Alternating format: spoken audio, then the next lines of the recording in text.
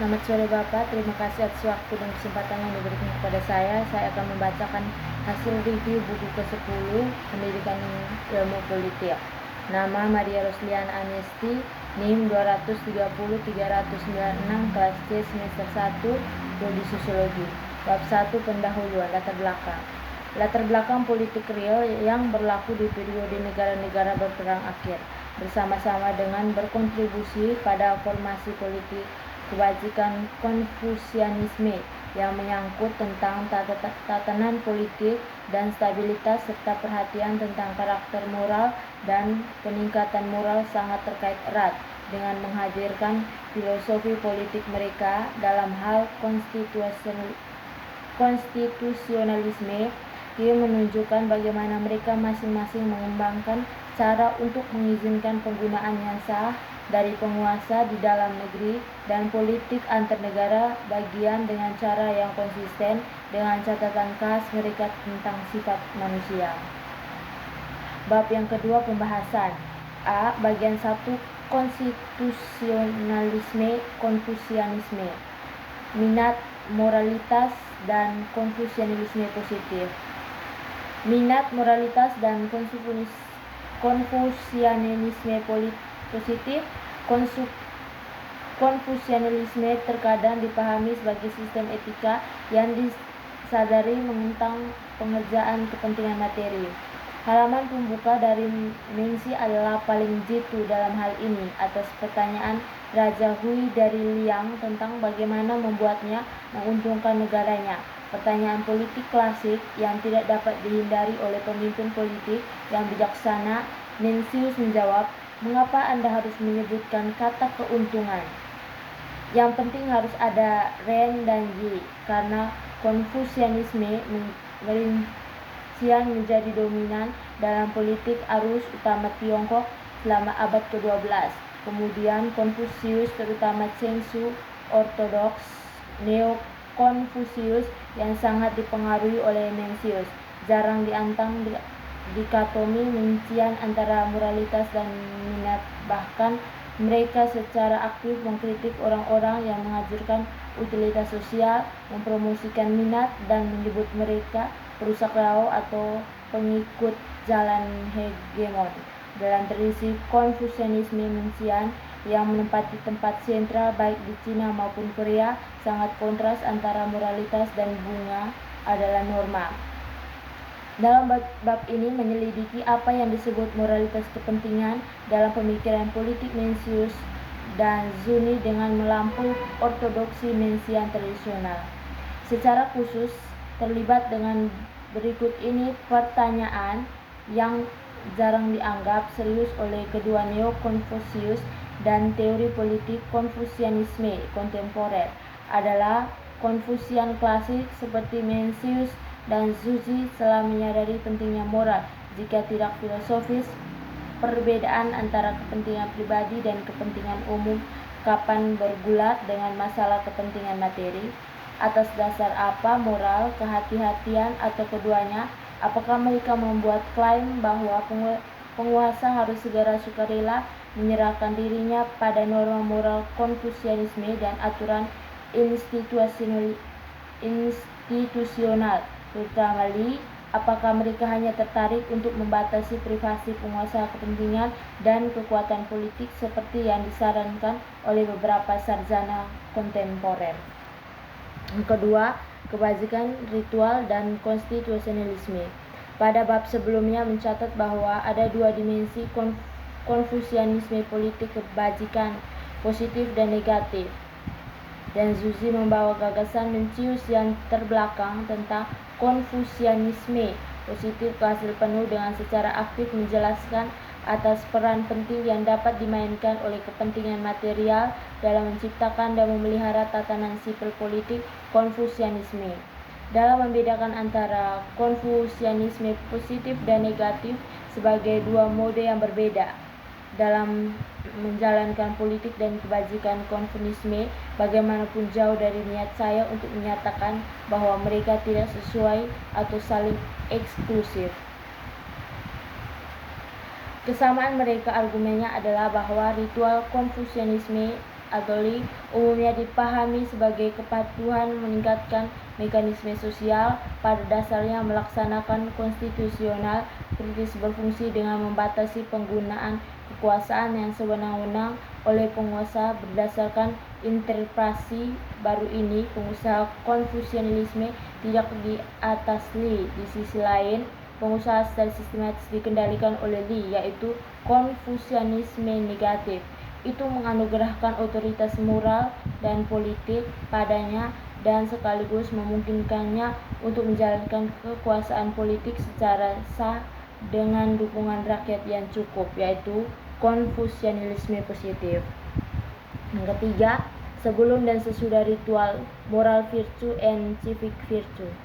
Salah satu argumen inti di bab-bab sebelumnya adalah bahwa perbedaannya mode politik kebajikan Konfusianisme yang dikemukakan oleh Mencius dan Zunzi atau kebaikan konstitusionalisme versus konstitusionalisme ritual pada khususnya, dan negatif Konfusianisme versus Konfusianisme positif pada tingkat yang lebih rendah, sangat dekat terhubung dengan catatan kontras Konfusius klasik tentang sifat manusia dan pengembangan diri moral.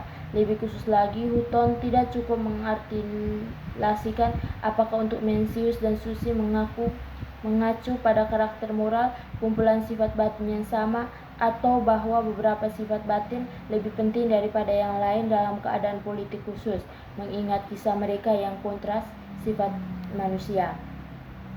Bagian 2, hubungan Wang, Ba, dan interesan. Yang pertama, psikologi Konfusianisme negatif. Dalam bab 2 berpendapat bahwa sikap Mencius dan Zunzi berbeda menuju doktrin turun tahta, dan yang lebih penting, visi mereka yang berbeda. Konstitusionalisme Konfusianisme pada akhirnya berkaitan dengan perbedaan mereka konseptualisasi kerajaan pribadi Mencius dan kelembagaan Zunzi. Namun harus diingat bahwa seperti kebanyakan teori di adik lainnya, kerangka kerja yang digunakan dalam buku ini termasuk negatif dan positif. Kebajikan konstitusionalisme dan konstitusionalisme ritual, dan kebajikan moral dan kewarganegaraan berkewajiban. Perbedaan antara pribadi dan kelembagaan tidak berarti adikotomi yang mencolok. Karena itu dalam hal ini, bab ini mencoba untuk menjelaskan inti dari teori politik Mencius tentang Konfusianisme negatif dengan menyelidiki perjuangan filosofis dalam konteks yang ia membangun teori politik Konfusianisme sebagai antitesis normatif dari republik yang berlaku pada masanya. Karena bagian dari tujuan bab ini adalah untuk memahami perjuangan filosofis Mencius dengan real politik, atau terutama fondasi psikologis, dan merekonstruksi teori politiknya dari perspektif yang diperoleh. Seperti itu pemahaman saya mengadopsi metodologi yang berbeda di sini dari yang saya miliki digunakan dalam bab-bab sebelumnya, meski masih terus berhubungan dengan filosofis interpretasi teks. Pertama, mendekati Konfusianisme negatif. Mencian tidak hanya sebagai disposisi politik yang diarahkan untuk membatasi penguasa kekuatan politik dan kepentingan pribadi. Yang kedua, aturan hegemonik antara baik dan jahat. Dalam tradisi politik Konfusianisme, badao jalan hegemon adalah umumnya didefinisikan sebagai mode statecraft yang sangat berlawanan jalan raya menuju dugaan tata negara ideal yang mengandalkan kebajikan dan ritual dipraktikkan oleh raja bijak kuno.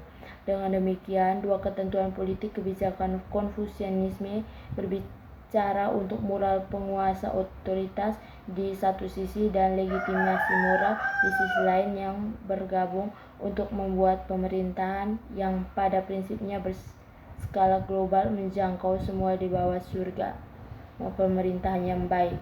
Ironisnya, bagaimanapun Konfusius klasik mengembangkan visi global ini, politik kewajiban di tengah-tengah periode yang mungkin saling bergolak dalam sejarah Cina selama periode negara-negara berperang akhir dinasti Zhou yang para pendirinya. Bab 3 penutup. Kesimpulan. Konfusianisme yang dipolitisasi seperti yang disebut oleh Tu Weiming yang muncul selama dinasti Han dengan penekanan kuat pada 3 ikatan atau Sanjiang yang intinya adalah hubungan hierarki yang kaku antara penguasa dan yang diperintah, ayah dan anak, dan suami dan istri atas 5 hubungan manusia utama atau Bulun yang dibangun oleh Mencius dan didukung oleh Sun Tzu. Memang tujuan utama dari Konfusianisme legalistik adalah untuk menenangkan kekaisaran yang baru dibentuk yang dipersatukan kembali di bawah pemerintahan, dan transformasi legalistik Konfusianisme klasik justru ingin dicapai tujuan tertinggi tatanan politik, mengakhiri kekacauan politik selama berabad-abad Kerajaan Tengah. El-Aminah mengklaim bahwa metodologinya diilhami oleh sudut pandang eksternal atau sosiologis.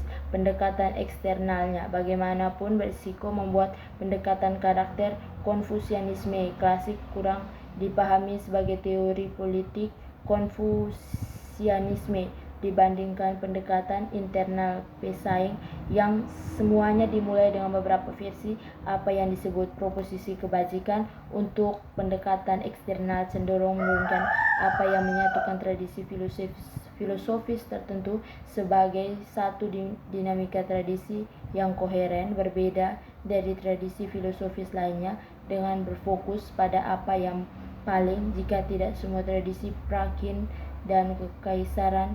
Dari realisme politik Cina umumnya berkaitan dengan menghadapi fakta sosiologis saat itu, tatanan politik dan monarki absolut antara lain.